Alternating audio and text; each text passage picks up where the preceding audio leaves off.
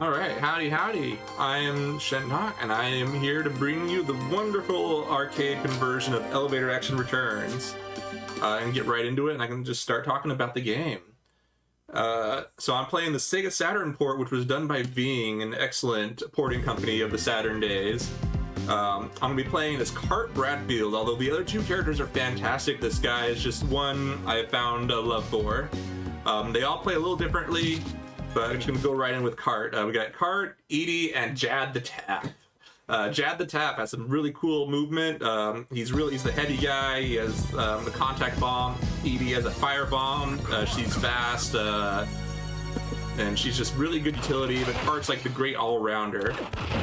So this is basically like a reimagining of a game from 1982 or 1983 called Elevator Action, also by Taito. I'm going to be doing a little death here just to get down here. Oh, and I missed the cycle. That's too bad. So if I was fast enough, I would have been able to hit that cycle and then ride that elevator all the way on the right just to save a little bit of time here. So Kart, as you saw there, Kart has this sweeping bomb, which is super useful. But like I said, each character is really good. They're just different. Oops. And alright, so just get started right in here. Big hole place those up. Basically, this first section is like kind of a bait and switch, where it looks very similar to the very original Elevator Action. A lot of people are probably familiar with like the NES port or some other platform. Oh, missed that cycle too.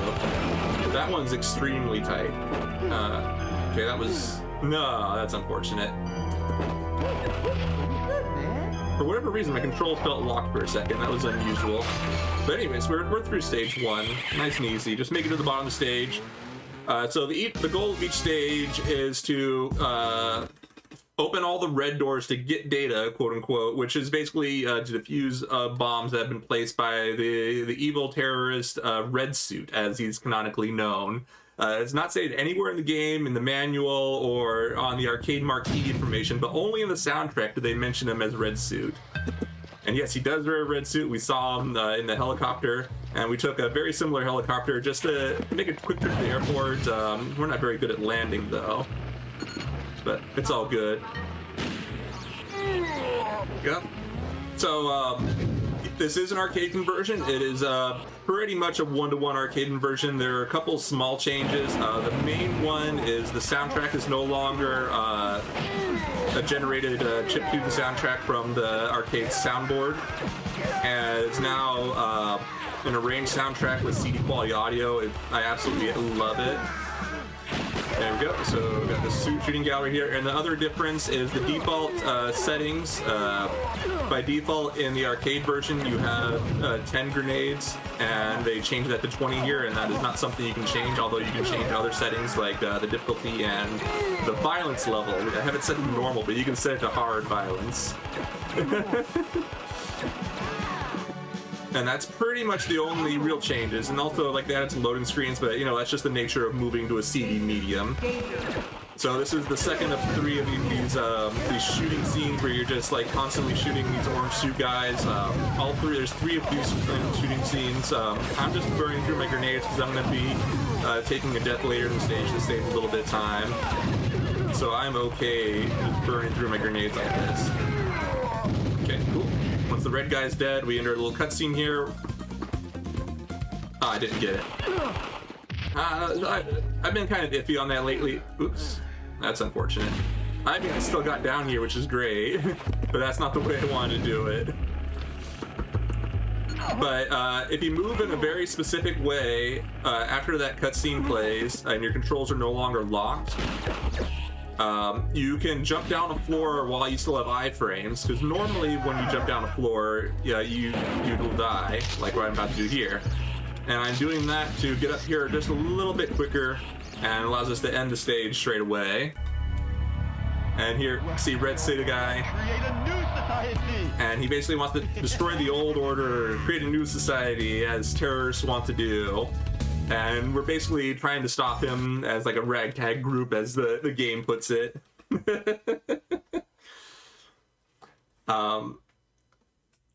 Now we're mission 3. We're braided up for some reason. No idea why, but we are. So here I'm going to be trying to make some really tight elevator cycles. Barely make that. Nice. Can I make this one? Nope. Darn. So that's also another really tight cycle. Let's see, I'm going to wait. Awesome. So I just did a little bit of manipulation there. No. Okay, that's unfortunate. So I'm trying to do another bit of manipulation. There we go. If I jump out of the elevator and scroll the camera up, it'll change where I respawn after I die. And so I just abuse that. Unfortunately, I'm like running a little bit behind on lives because I took some extra deaths. Ooh, that's really lucky. It's so rare that a guy takes the elevator down there. I was not expecting that. But that saves just a little bit of extra time, and I'm fortunate enough to get it in this run. So now there are a couple of temporary weapon upgrades. I'm grabbing this one here, the rocket launcher. There we go. Okay, awesome. Burned a few shots there just so I want to keep my health good. You can hold on to weapons after dying, except when you burn a credit. If you burn a credit, you lose any weapons you have because you're considered a new life. There are health pickups, but there are no extra lives in this game, so what you get is what you get. Burger gives you the least amount of life, and alcohol gives you the most, of course. And then there's also like a sandwich and some sort of energy drink, I think. It might be like just like water, I don't know. Yeah. Okay, nice. So like we do have to get these red doors, otherwise like the screen stays locked until you do. And they're like the one mandatory objective in this game. Nice. Alright, we made it. Barely almost missed that elevator though. But the cutscene started anyways. Normally the cutscene doesn't start until you get to the top, but sometimes it'll start early like that. Okay. Another shooting section. And here I'm just going to burn grenades and hold on to my rocket launchers. There's going to be 3 jetpack red enemies that appear. And I want to save my rocket launchers for them. Ooh, that's unfortunate. It was just being a little too cautious with my grenade throwing. The reason I want the rocket launchers though is because these guys fly off the screen whenever you hit them. And the rocket launcher and the bombs are the only things that can hit them off screen. And there we go. Not bad. Still, it was actually pretty decent. So I'm just gonna fall off here. All in all, despite everything all the little spaghetti stuff that's happening, that was really, really good. I'm happy with that. Now we're going into mission 4. There are 6 missions in this game. This one I really like a lot. This one flows really well when you go fast. Sometimes I do take a death on this stage. It's normally routed out just so that I can refill my grenade count, but my grenades count is good enough to beat the stage with, and my health is also good enough. There we go. Nope. Sometimes you can make that cycle if you position yourself just right, but I haven't found a setup for it that works for me. Okay, up we go. Nice, made that cycle. Did not make that one, but that's not one we usually make.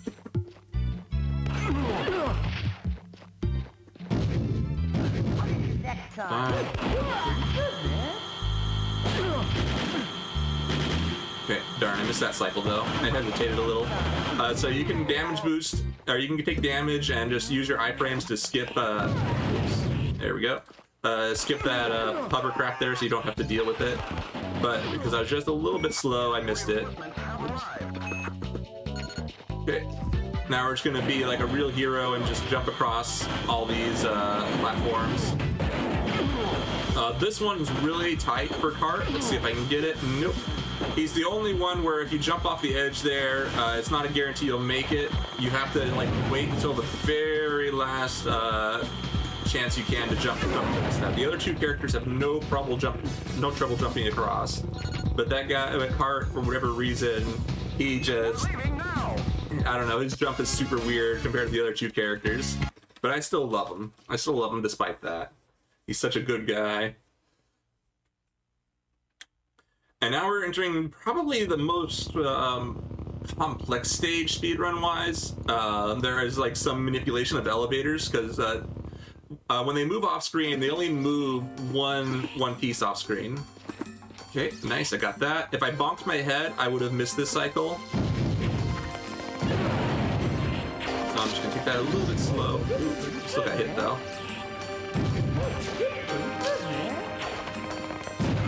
So now kart's just being snickery. If you get hit, he's just like other characters get like a bit snickery with you.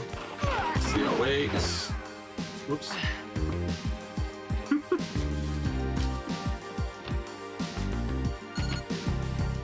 Yeah, I'll just wait. So one caveat with the Saturn port is that you do have a limited number of credits.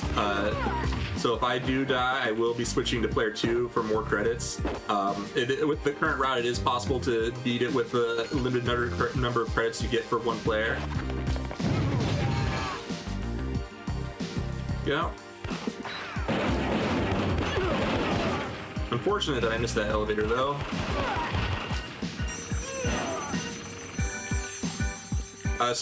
With elevators, you can get crushed by them if you are underneath them, and that goes the same for the enemies. Oops, there we go.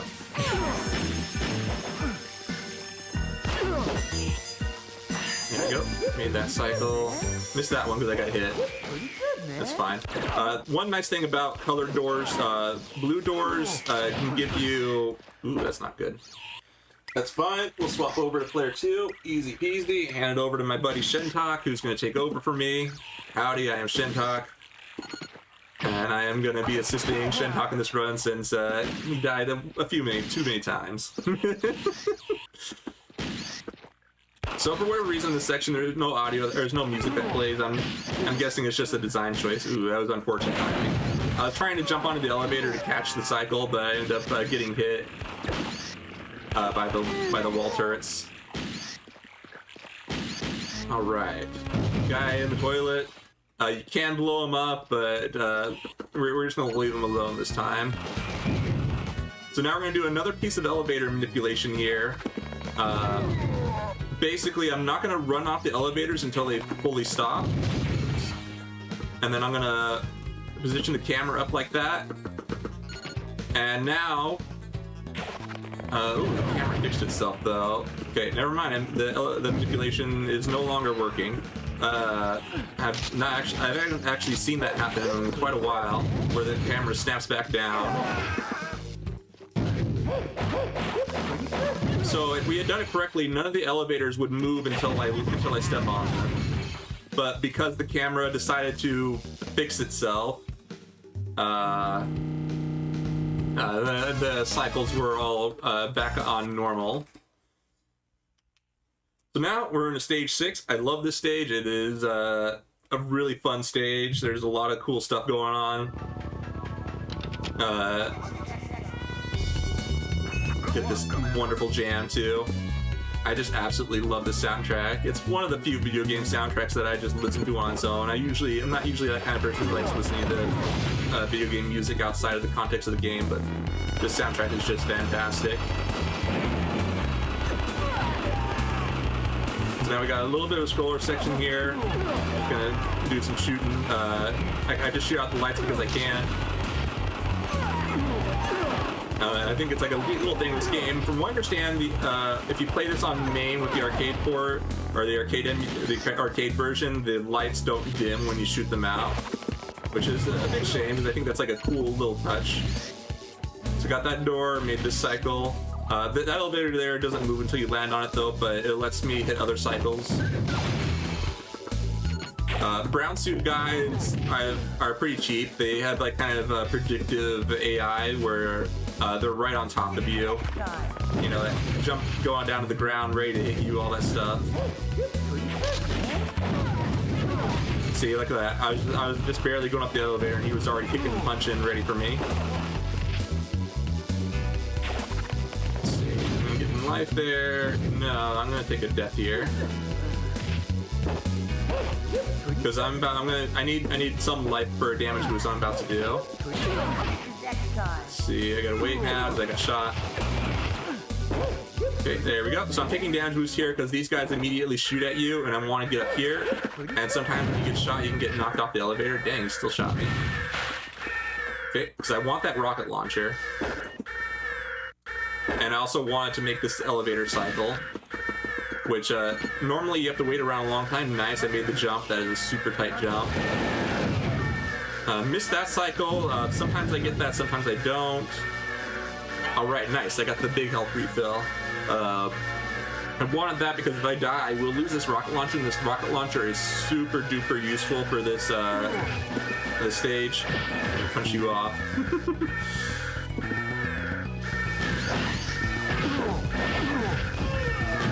There we go. Just gonna shoot those guys because for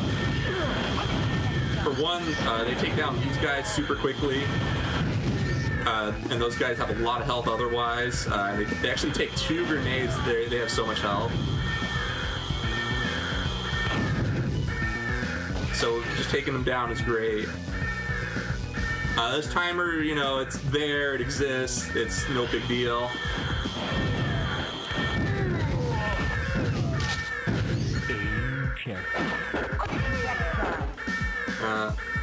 Okay, so now we got the showdown on the red suit here. Just gotta shoot him a few times. I don't have enough rockets to kill him entirely, but I do have bombs. Just the rocket launcher is much faster. Nice. Alright, and then time will be coming up. I don't know if we actually save the world because like this giant missile still goes off. And that's time, but I don't know if we stopped it, like destroyed the base, if we live, if we die. It's hard to say. There's just a blip at the end for that's showing off who worked on the game. But thank you for the GGs, everyone. It is so much fun showing off this game. I love it. And one really cool feature is when you beat the Saturn port the first time, it unlocks the original game for you to play ported to the Saturn. And when I first started playing the original game, I didn't really care for it because it's like really stiff. It has like, you know, early 1980s cheapness where you die in one hit, everything is really cheap and predictive. They know how to get you. And if you input diagonals at all, your controls are locked. But the more I play it, the more I fall in love with it. There's just a certain charm to it that I've come to appreciate for how old it is. But yeah, thank you so much for having me. And I absolutely love playing this game. It is just so much fun. And I'm glad that I finally started running. So like I put this off for years and years after I was like, I want to run this game. And I just finally sat down and did it, and I've just been in love ever since, and I'm really, really glad I did. But yeah, for those who don't, Taito, Zuntata is their internal band. They were around in the 90s and I think 80s as well. They might still be around, but they just put out awesome soundtrack after awesome soundtrack, and they even did like a lot of cool live performances. See, now we can try the old game. And I've got credits. No problem means I use 3 credits to beat the game. You can get better rankings if you use less credits. But if we need to, we can take a break to swap over, or I can just swap on over.